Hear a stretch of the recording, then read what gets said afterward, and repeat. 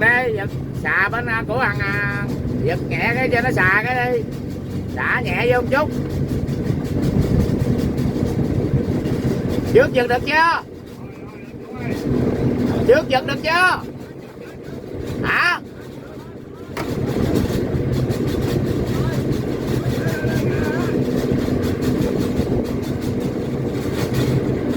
Rồi đừng có xả nữa, chịu này đi. Bên này lên nè. Vừa chưa? Rồi xả thôi, xả bên ông xả. Bên ông xả cái đi.